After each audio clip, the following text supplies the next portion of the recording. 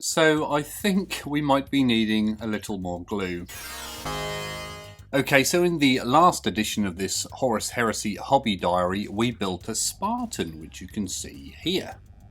And when we built that, we thought we were actually ready to progress on and do some basing before painting, but it turns out we were not. I have since found there's a few issues we need to sort out on all those models we've built, and we have to do that before we can move on to basing. So let's jump in and have a look. Alright then, so it turns out before we can get to basing and painting this army, I've a fair few issues and problems we have to sort out first. So we better crack on then, if we want this done by Christmas. So first things first, we shall be addressing the tactical Space Marines, all 40 of them. Now, due to a change in paint scheme, more on that later, I need to remove all the backpacks I've already glued on. Yes, this is going to be fun. Now, luckily, I managed to pull most of them off with my bare hands. I was worried I might have to get the clippers out or something and cut them off. I decided it would be a good idea to get a tub ready to put all the loose backpacks in. I have no idea what was in this tub before, but it stinks. It really does smell, I think. It might have been some sort of garlic or some sort of tomato-y mushroom smell. It's not very nice. Now this Marine's arm broke off when I was pulling his backpack off. That's something else we need to fix. And then it turns out I broke a fair few more. Well, in the end it turned out to be 4 Space Marines in total needing fixing after my heavy-handedness broke them. Oh joys. So before we move on to the next stage of problem fixing, I had to fix these, and the first one of them needed to be stuck back on his base. After a little while we had those 4 Marines fixed. We can now carry on with sorting out all the other issues. Now here are all the backpacks I did manage to pull off. There's about 30 in there. Some of them were just stuck on too well and I didn't want to break them. Now I want to know what you guys think here. Do a lot of you leave your parts off separately for separate painting, or do you just glue the whole lot together and just do it all in one go? Do you really save any time with these sub-assemblies? We had 10 Space Marines in the end that refused to let go of their backpacks, so I'm going to paint those ones differently. It can be some sort of paint scheme variation. I will come up with the in-universe lore reason later. Now remember when we left all the left shoulder pads off for painting later?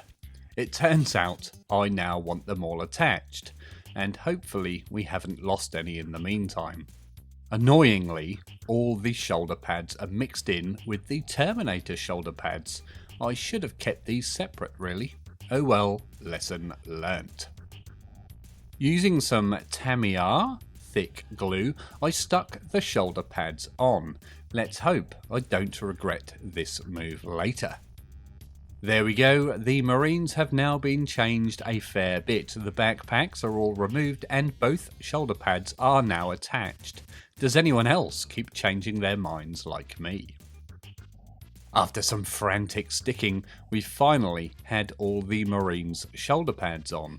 Originally, the shoulder pads were going to be a different colour. Now the plan is for them to be the same colour. You will see later, hopefully. Now we have a little warning here. If you're a little squeamish and a little bit easily frightened, then you might want to look away at the next minute or so of footage. Don't say I didn't warn you. So it turns out we had a little or large visitor in the painting studio.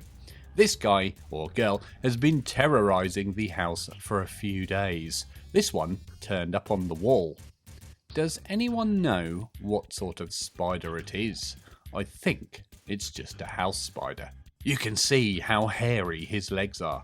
They make mine look bald. Maybe he bites. I let him out of the window after filming this. Goodbye, giant house spider. Okay, now back to the Marines. Next up we have to finish the Terminators. There's not much to do here, just stick the shoulder pads on. So I always thought the shoulder pads were mirrored, you know, they were exactly the same way, but I can now see they have a specific front and back, but which way is the front? I checked the instruction manual here to be sure. Hey Lee, this guy is doing the stealth bomber. I haven't seen that done in a while. Now, a few of you might be wondering what a stealth bomber is. It's actually a pose of sorts. It was invented by my friend Lee. Hello Lee. I'll show you it now. So it consists of leaning forward with your arms out at the back like this. This is the stealth bomber. So again, using thick Tamiya cement, we stuck the shoulder pads on. The right way round, I hope. I have no idea how I managed to do that, but I've put them on backwards. Hopefully the glue isn't set yet. This is how they are supposed to be, flat at the front. There's been so many problems with this army. Again, after a few minutes, we had all the shoulder pads on the Terminators. I totally forgot there were 10. I thought there were 5. Oh well, more work.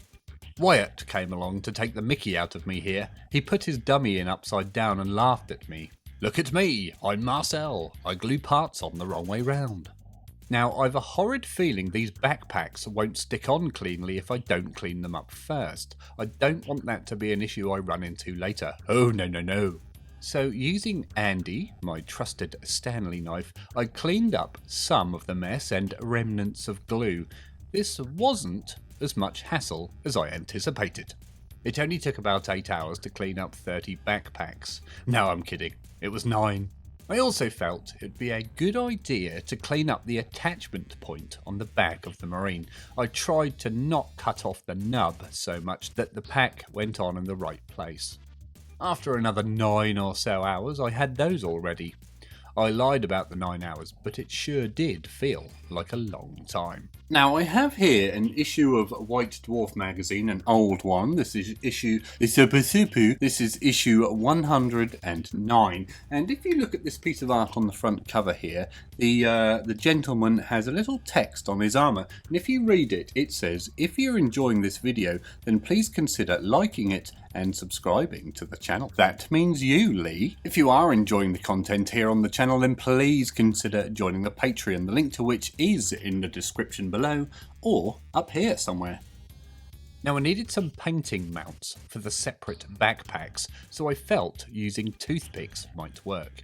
Or are they cocktail sticks? What is the difference between the two? Anyway, I cut those into halves. Chop chop. Using balls of blue tack, tiny balls I might add, I put the tip into the holes, making sure they are really tightly held. Hopefully they hold while painting. Hopefully. I managed to stick 30 sticks in 30 holes without losing my mind. Look at all these. Now I'm going to need something to hold them all at once for painting later, I reckon. I also remembered I left the Dreadnought's kneecaps off too. They were also rammed with cocktail sticks. So I was about to call it done when I realised I never put any of the Marines' bolter bayonet weapons on, which I did want to. So let's cut the chainsaw ends off first. I'm going to do 10 of each of these. Here's 10 tiny little chainsaw attachments. They are very small. Knife attachments next. Let's cut those off the sprue. We want another 10. There we go. 10 knives. They look like those little furniture tacks with the flat top. Now, regarding little nail tacks, I once used a lot of those when I worked at a furniture assembly company called Farmhouse Pine, way back when, about 100 years ago. And again, I was working with a gentleman named Lee. So, hello, Farmhouse Pine Lee, if you're watching. That's 2 Lees in one video. All these were a little fiddly to attach, but we managed to attach all 10 chainsaw ends without issues. And then 10 knife bayonets. Which of the 2 bayonet styles do you think looks the best? Clue is the chainsaws. There we go, the army is now ready for basing. Luckily, I don't have to base the Spartan, just the troops and the Dreadnought. That's 52 bases to base. This should be fun.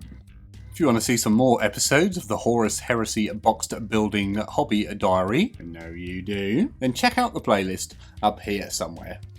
As always, thank you very much for watching, and always remember to drill your barrels.